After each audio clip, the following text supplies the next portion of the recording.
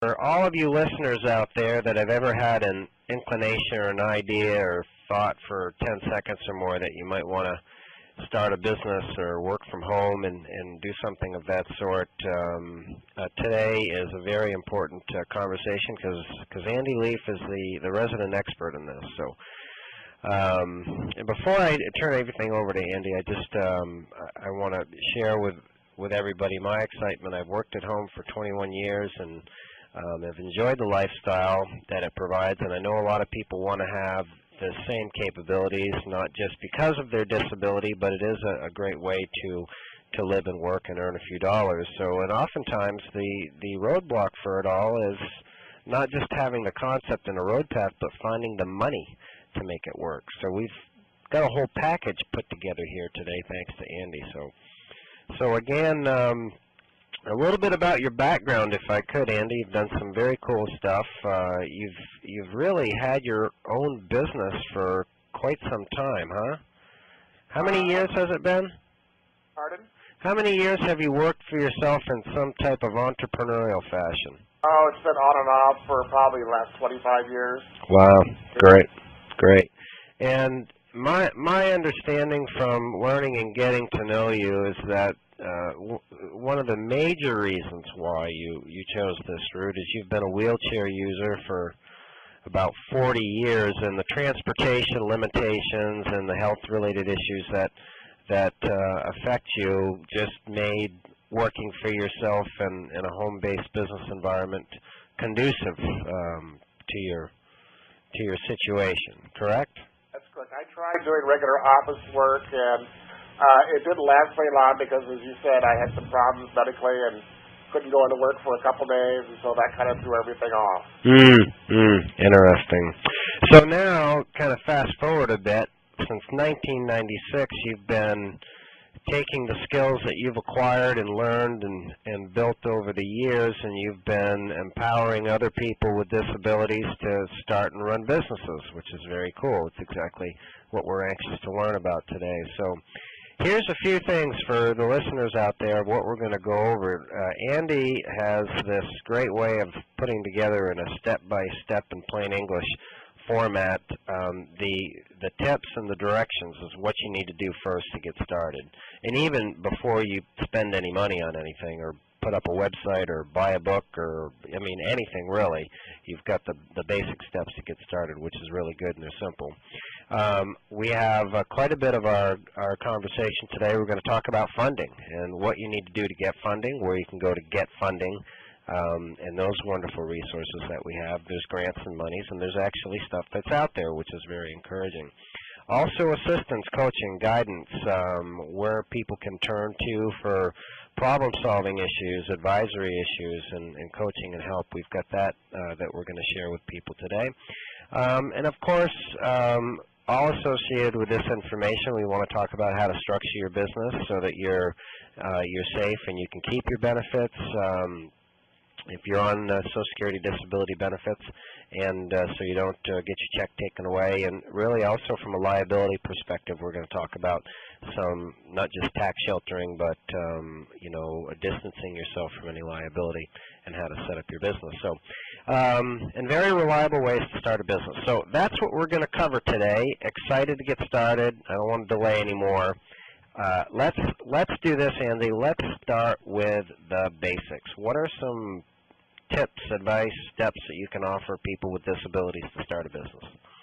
Well, first off, I think you want to start by evaluating your hobbies and your interests and kind of brainstorming with maybe your friends and family, different business ideas, what would be something you'd like to be doing.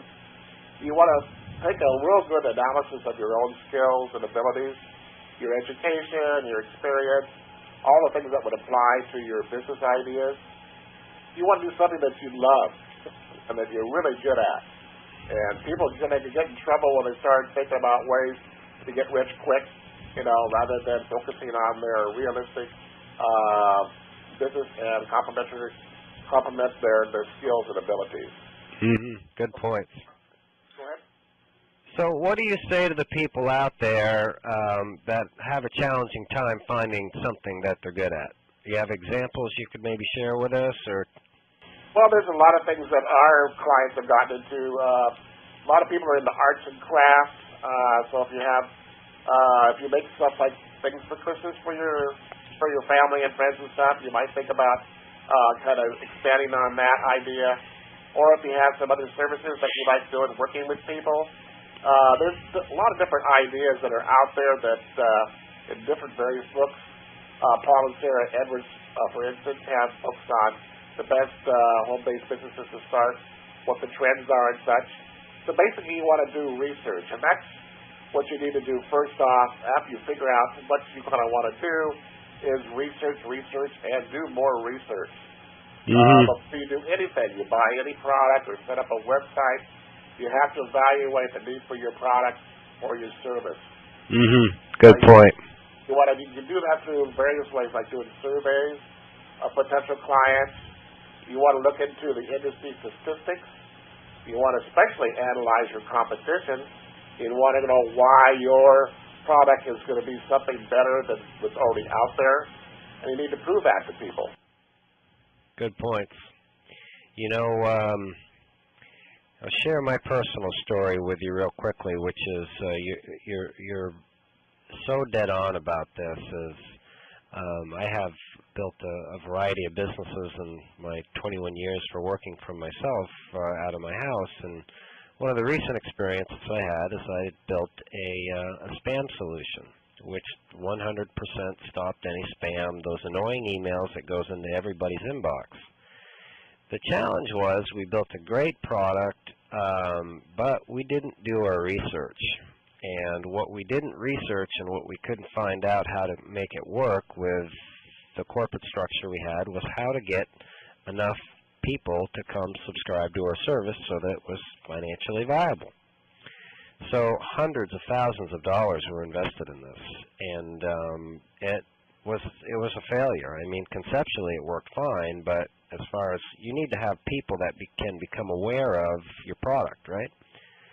So I can totally relate, whereas the members that have come and joined the Disability Digest most often have come to us because we did our research on this project. We researched for 8 months before we launched it, and we found out what people were looking for and what information was near and dear to their heart. So I don't want to steal the show here, but I just totally agree that false starts are just so expensive.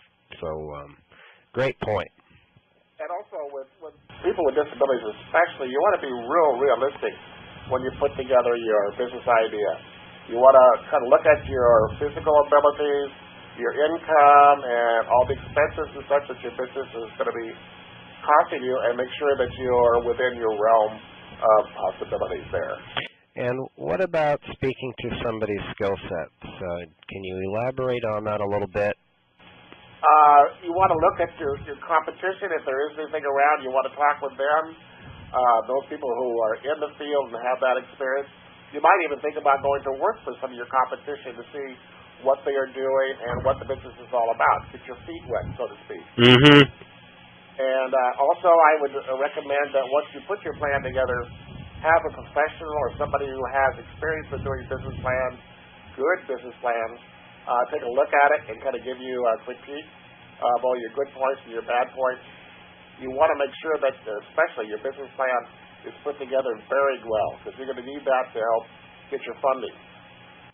Okay, good point. Good point. So what would be next after the research phase? After you do your research phase, then you want to put together your business plan. And there's kind of 5 basic components to that. One is your company information, another is your market research, your marketing strategy, and then operating plan, and then your financial plan. I'll go through each one of those points. First of all, for your company information, this is where you show what you want to do, why you want to do it, and why you are qualified to do it. You want to put in your own personal background, your details, and then also about your product and your services. Be very, very specific on that. As far as your market research comes, this is a real important one. You want to make sure that you do your industry research, look out who's out there doing things like you are, and get a real good target customer profile. Who are you going to be selling to? Don't be the same everybody from the age of 18 to 25 or whatever, to be real specific on your demographics, male, female, age, income bracket, as much as you can get. Again, you need to do your research and get that down real good. And as I said before, look at your competition. Who's around? Who's doing the same thing that you are? Why is your product service better than they are, cheaper than they are, or what's your advantage over them? You want to do a real good analysis. For your marketing strategies, that's where you do your marketing goals and your marketing tools and your distribution channels. You want to determine how many people will buy from you and how much they will buy, how you will attract your customers, and how do you get them to buy, where you will sell your product, and where you distribute your products or your services. All those details need to be thought out real clearly. As far as the next point for your operating plan, this is where you do your management and your staffing. How do you order your products? What is your timelines for your different projects? What are the supplies that you need? This is where you need to show that you can handle the business once you make that first sale, and that you have the people ready and the paperwork ready and a plan in place to get the equipment and supplies and the office space that you need while you're starting up your business. The last one is your financial plan, which is probably one of the most important ones. You need to have the money coming in. So a lot of people kind of fall down on this because it's dealing with figures and doing your projections and such. So you might have somebody who has bookkeeping or accounting experience kind of help you with this one. But this is where you want to go into your sales projections, your break-even analysis, which is a real big fancy term, profit and loss, your cash flows, and this is where you show not only how much money you will be making and how much money you need, but it will directly show potential funders whether or not you have the management skills necessary to run a successful business. And this depends on how realistic and thorough you are on your business plan. So you want to make sure you do each one of those points very thoroughly and make sure you are, again, very realistic. Great. Well, here's my first comment on this, and I've had some exposures to doing plans myself, and there's a lot of work that goes into these. We all agree. What can you say to somebody that has little experience or hasn't done this, and are there step-by-step processes that can break this down into baby steps so that it's not, a daunting roadblock barrier so intimidating that one wouldn't want to start a business? Sure. There are templates out there that are available. We kind of shy away from having people do those because they have a lot of fluff in them. They say a lot of words that kind of sound like they mean something, but they don't. So what we have on our own website is a real good example of a business plan going through step by step. We have 10 chapters, and each chapter gives you a step-by-step thing to go through and answer different questions. Once you have all the questions answered, then you go through and put it into a nice, cohesive business plan. So very nice, and we'll make that available at the bottom of this website here. Thank you for providing that. So that's good. So somebody can go and they can take a look at a format and they can, input their own information, customize it. So they have a path to go by. Yes, and this is something that's going to take a while. This is not going to be done overnight. It will take a couple of weeks at least, and maybe a couple of months to do all your research. So be patient, but as an entrepreneur, you've got to learn patience, and you've got to learn to be very thorough. Because if you don't do it right, there's no one else who's going to be there, a teacher or somebody who's going to say, nope, that's wrong. You just won't be able to get your business going, and it will affect it. Okay, so we've covered the concepts, brainstorming, research, formulating a business plan. Where does that bring us in the process of starting a business? What would be next? Number one question when people call us up for advice is, where do I go for money? Money is the big one. If you don't have the money, you can't make the business go. Traditionally, money that is available out there for normal businesses and such, or bank loans, of course. But this is usually challenging to get without a very good business plan, great credit, and some kind of collateral. So for a lot of our clients that we see at CBIZ Network, it's not really a viable thing to do. Another one is venture capital, and this is really only worth pursuing if you have a new and unique idea for a high growth or high technology business, and that also if you have extensive business experience in the relative field. So for most of our clients, again, that's not something that they would pursue. Next form of funding is grants, and to start and expand your business. And this grant is money that you don't have to pay back. You want to be careful about these people that are trying to sell you books and say, oh, there's the money from the government is right there. All you have to do is buy our book, and we can show you how to do it. Well, the only person making money off that is the guy that's selling you the book, usually. So you want to be real careful about that. Some things that are available, though, are from the government. There's some SBIR grants, which means Small Business Innovative Research Grants. These are usually in high-tech fields and for established businesses, and they have specific requirements that most small businesses just don't fit. So, for a lot of our clients, that's not effective or not something that they would go after.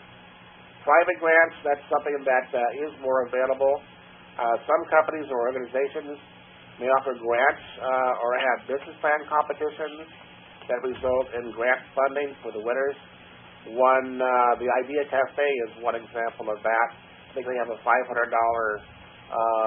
grant winning prize for the best grant presented. Other ones is the Disabilities Fund is one that's run back east, I think, in New York, and they have sometimes small loans available for people who have disabilities who are starting their business. Another one is for the State Vocational Rehabilitation Agency, or Voc Rehab. Each state has their own vocational rehabilitation agency, and their rules will vary from state to state.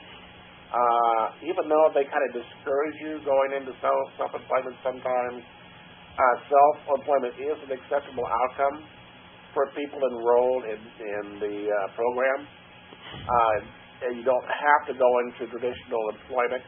When I was going through the Department of Rehab program, they always tried to place me into regular employment.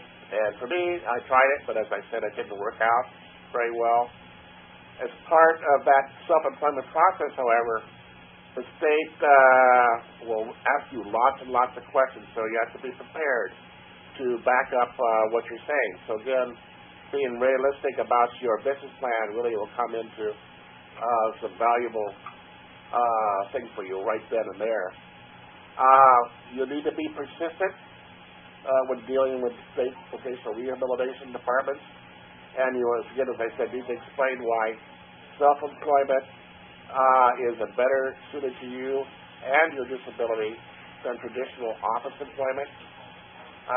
Your business plan will, again, as I said, be a valuable part of that, and you need to be prepared to be evaluated from a lot of different people at a lot of different levels at the state and the Voc Rehab system. One thing about Voc Rehab is they cannot fund nonprofit organizations. That's because nonprofit organization is not truly your own business. It's you're just part of the board, and you're just one of the people helping to make that work. The Department of Rehab will help you with startup expenses, and startup expenses usually include necessary equipment and supplies to start up your business. Now, this is not for ongoing throughout your business expenses. So if you need to buy machinery like computers, printers, and that type of thing, or need to buy some inventory, they will go for that. They will also go for 3 months' worth of operating expenses. So for your rent, your utilities, your internet, your inventory over a long period of time. As I said, you make sure you want to keep all your records, lots and lots of paperwork, because they're going to ask you for proof of what you're doing and where the money is going. So, again, reasonable goals and predictions in your business plan is definitely foremost in making this all very acceptable to Voc Rehab. Last thing about Voc Rehab, Voc Rehab can also pay for your business plan development. It would be like for a technical assistance expense, and that will help you have somebody who has a professional background look at your business plan or help you put your plan together to make sure it meets all the criteria that is necessary. So for those, as we discussed earlier, that may be intimidated or even if they're going to pay for it and you've done it and done an outline, you could bring it to Voc Rehab and they could touch it up for you. Or they will find somebody and pay for somebody to look at it for you. Wow. Rehab counselors don't have much experience in self-employment, so they will contract it out to somebody else. Okay. You know, we've gone through some great points here. I'd just like to go back and recap and maybe hit a few of the areas, okay, if I could, Andy? Starting with government grants, is my understanding correct that there is grant money out there? We do know that, and it is issued. But my direct question would be, is it safe to say that one is most likely to get grant money for a business, with obviously with a solid business plan, opposed to just, you know, some people are just out there looking for grant money and they don't know what they're looking for it for. No, you definitely need to have a business plan, but grants are very, very difficult to come by. There's very few grants for just individuals.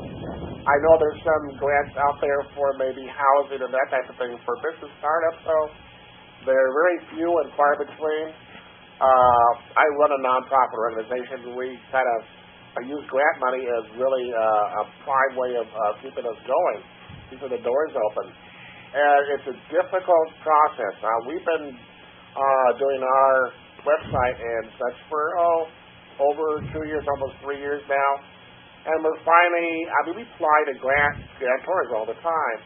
But only in the last 6 months or so, we're finally getting responses back from the people that we apply to because we just don't have a track record. Okay. So this would be a good, some good information to know if you'd be willing to share it. Do you research the grant possibilities in-house and then submit your plan for grants, or is there a place where somebody could go that had a viable plan to get grant money, and somebody would do it for them? There are services that do that, but geez, they would cost you a lot of money. Yeah. There are different things out there on the internet that are grant search engines.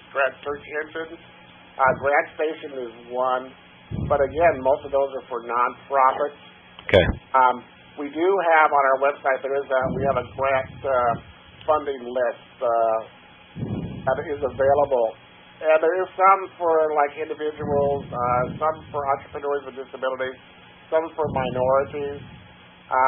I've been looking on and off for probably 10 years for any type of funding sources for our clients, and I have a list of probably maybe 12 or 15 after all that research, so there's not a lot around. Okay. That's good. I would say about funding and such, probably your best way for startup funding is your old traditional way, which is going to your family and investing in your own capital. Yep. You want to be careful about using credit cards, so that's a lot of people do that, and they get in over their head because they got all this interest to pay back. But if you start off slowly, purchasing equipment and supplies as you go along, that's probably the best way to do it because you can kind of learn the process as you do that.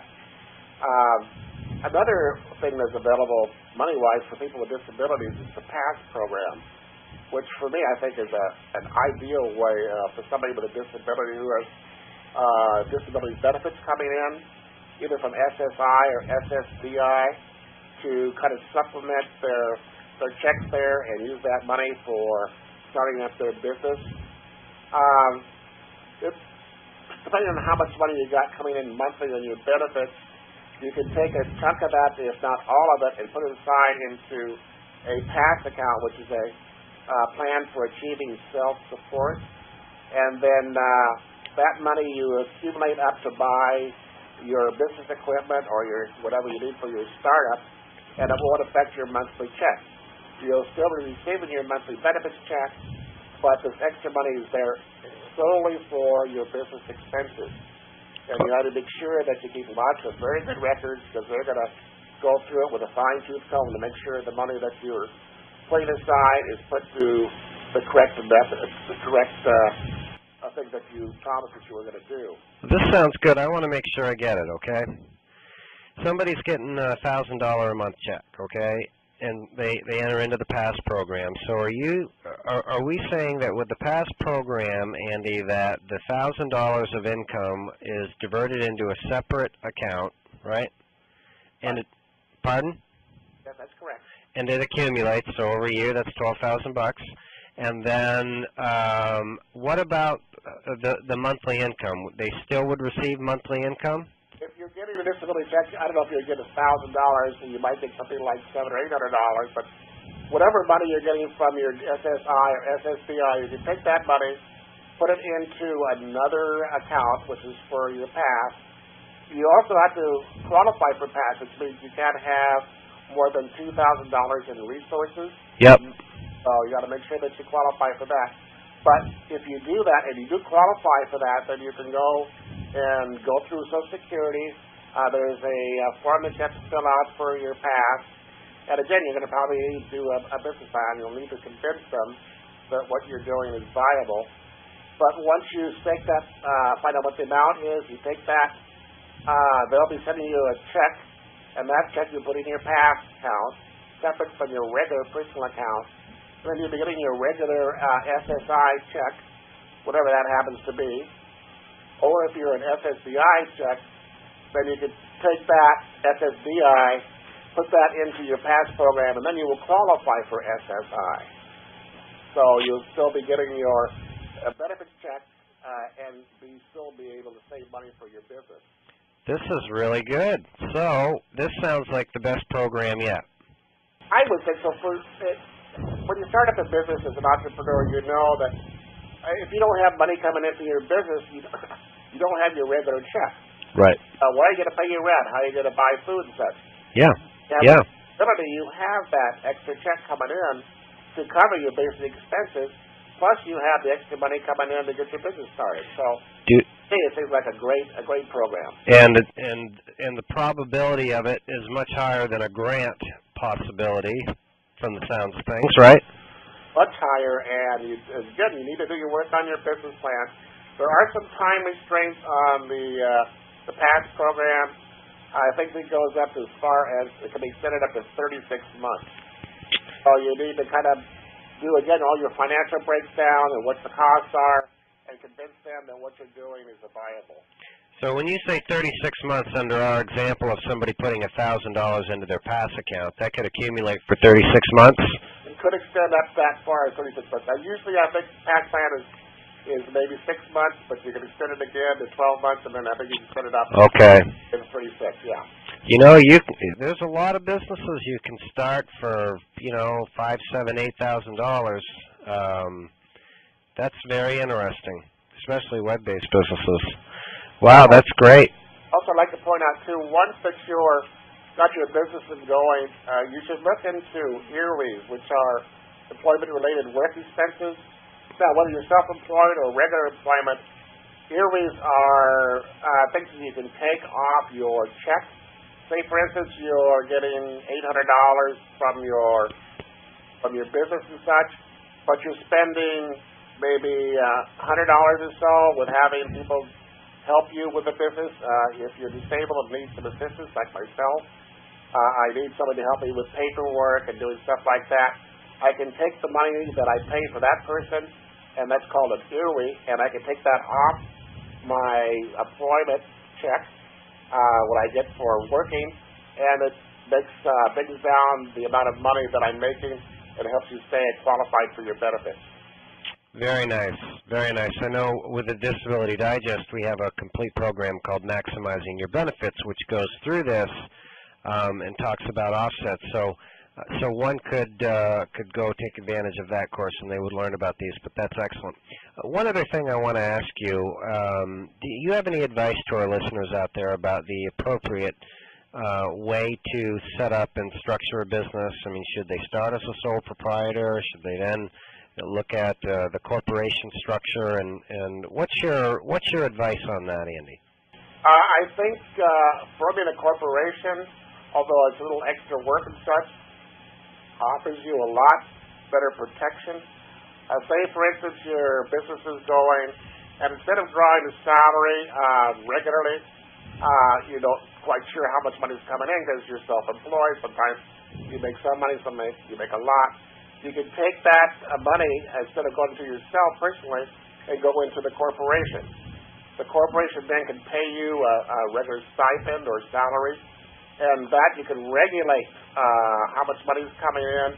You also may be able to charge out some expenses to the corporation, and so it won't count upon you at all as far as income coming in.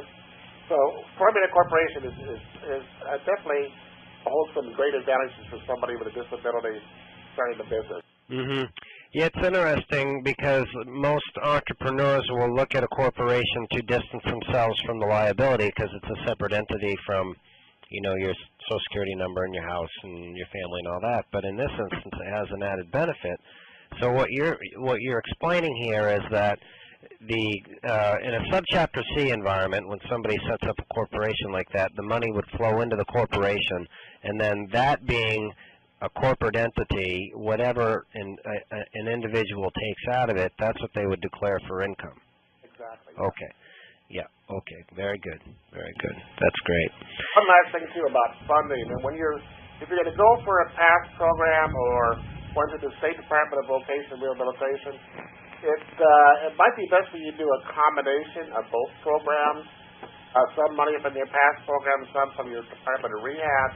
Your Department of Rehab will help you get, as I said, with startup funding. So you use part of your funding for that and part of your PASS program for other things. It just gives you a little bit more money to play with and to work with. That's encouraging. Well, I know from my experience in meeting with some of the vocational rehabilitation organizations, and most recently the group here in Vermont, is that they spoke very highly of the PASS program as a reliable way to to help somebody get started, and they echo the same thing that you said, is that it's really based on a good solid business plan. So anyway, that's great. You know what, I'd like to learn more about some of the resources and services that you provide through your nonprofit, and how they might be able to assist people in their entrepreneurial venture. Sure. Seed Business Network has a website called disabilitybiz.org. And basically our focus is not only helping people with developing their business skills, but also with the social skills and the interpersonal skills, the lifestyle skills that they may need to keep themselves functioning healthy as an entrepreneur. It's a holistic approach, and we feel that basically, especially when you have a disability, you have your health issues that you need to deal with. And if you are as healthy as you can be, that's great for you personally, and it's also great for your business. So our website is structured like that, where we provide resources on not only business, but also on disability areas of health issues, and also computer and assistive technology, all those things tools that you need to make your business go. Our website has like over 250 resources, and most of them are free, some of them are not, but we try to find the best things that are out there for people to give them the knowledge and the skills and the way to acquire them, so they can come in as well prepared as they can to make their business go as best they can. Very nice, very nice. And we also offer, if you need some more extensive personal one-on-one mentoring, we have that available also. Okay, so you'll coach people if somebody wanted to come forward. How does that work? You do individual sessions, or? If we do individual sessions, either both on the phone and through the email. And we also have, as I mentioned before, we have a a 10-chapter business basic workbook, which is also available, which will take you through step by step on how to get your business plan created. So when you coach somebody, what's a typical coaching client like? What do they come to you for? Well, a lot of people, as I said, are looking for financing. So the first thing they tell them is, of course, get your business plan together. A lot of other people are looking for marketing help. They don't know exactly what to do, who to approach, how to do that, what's a cheap way to do marketing. Another area, of course, is financing. How do you do your business plan? How do you do your books? How do you set them all up so that it makes sense? Do you read all that stuff to convince not only your potential funders, but also paying your taxes and all? So those are the two critical ones. I think financing and marketing are your financials and your marketing are your two most first off asked questions. Very nice. Very nice. Good. Well, you've provided a wealth of information here today. Any closing comments, tips, advice for fellow entrepreneurs out there you can share with us? Well, I think running a small business takes a lot of commitment. You have to be a self-starter. You have to be persistent. You have to take a lot of time putting your pieces together. But I think it's really rewarding, not only for the financial gain that you can make, but also it helps you connect with the community.